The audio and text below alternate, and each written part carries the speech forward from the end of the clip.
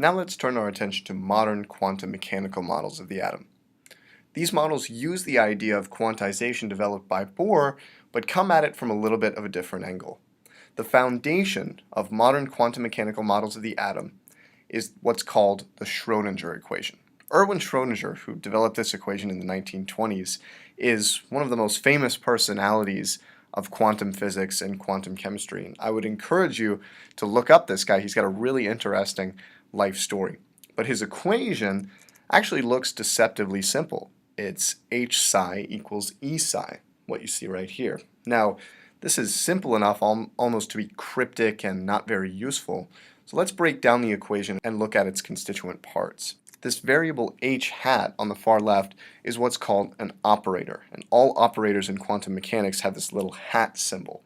Essentially, it captures the kinetic energy and potential energy of the electron. And Schrodinger's equation, by the way, is meant to govern the behavior of electrons within atoms. That's the most relevant problem to us. In fact, other quantum problems deal with other systems, but we're concerned with electrons and atoms. So this operator h hat captures the kinetic energy and potential energy of the electron. It's called an operator because it's not simply a variable. It actually contains instructions to do mathematical operations, things like differentiation, multiplication, division, addition, subtraction are all embedded within this operator. The specific form of the operator depends on the problem in question, and we won't really get into it in too much detail except to say that the kinetic energy and the potential energy are in there. Now logically then, on the right-hand side of the equation, we see an E, that's the energy value of the electron, and then we see on both sides of the equation this sort of cryptic symbol that I've drawn in red, psi. Psi is what's called the wave function. When Schrodinger developed his famous equation, the form of h hat was based on wave mechanics, and psi kind of is reminiscent of the shape of a wave, which is why it has the name wave function. However, we'll see that there's much more to the wave function than the simple idea that it looks like a wave. In fact, this little tiny symbol, this function with sort of a mysterious meaning, encodes a lot of information about the electron. Almost anything in a theoretical sense that we might want to know about the electron is built into the wave function according to quantum theory. As I mentioned previously, the basic problem of quantum mechanics with respect to chemistry is what is the wave function for an electron in an atom?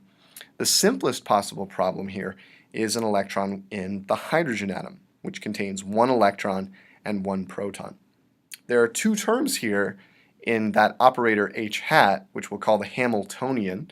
It's called the Hamiltonian operator. There are two terms within the Hamiltonian that are important. One is the potential energy, the electrostatic potential energy between the positive proton and the negative electron. And the second is the kinetic energy of the electron due to the simple fact that it's in motion and has energy due to its velocity. The Schrodinger equation is a special type of problem called an eigenvalue problem. And the interesting idea here is that if we apply operations, if we essentially follow the instructions built into the Hamiltonian, we can spit out the energies multiplied by the original function that we operated on. This works for other kinds of quantum mechanical operators as well. For example, there's a position operator x hat, and if we apply x hat to a different wave function, in this case psi prime, then we get the position of the electron multiplied by the original function that we applied the operator to, psi prime. Schrodinger's equation captures quantization because the E values that we get out, although they may be infinite, and although we may be able to get an infinite number of psi's and an infinite number of E's out of Schrodinger's equation, they are separated by a finite distance. So in that way, the Schrodinger equation is consistent with the atomic spectra we saw and with Bohr's idea of quantization. And it seems like we ought to just be able to work out the form of H, solve some complicated equations, calculate the energies of the electron, and see if these are consistent with experiment. However, the Schrodinger equation and other eigenvalue type problems are a little bit more complicated than this because they can spit out multiple possibilities, each with their own probability.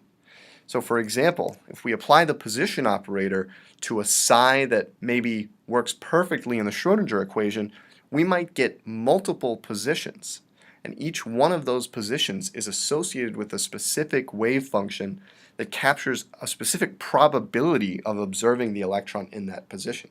So when we apply the position operator to psi, it doesn't give us back a single position. It gives us back a range of possibilities. We can plot the probability of finding an electron at a particular position as a function of the distance from the nucleus, or that R value that we talked about before. And one of the plots looks something like this. The probability starts out at 0 at the nucleus, rises to a maximum, and then decays from there. That maximum of probability is actually identical with the Bohr radii that we saw in the previous video, incidentally. But the important point here, a couple of important points to note. One, the position of the electron is probabilistic. It's not certain to find the electron anywhere. And two, that the wave function figures into that probability. So what we're plotting on the y-axis here is the square of the wave function. The square of that wave function is the probability of finding the electron at that particular point. So we take the value of the wave function, psi of r, square it, and that gives us the probability. That's how we generate plots like this. Plots like this in 3 dimensions we're going to see constitute orbital shape, constitute the shape of orbitals.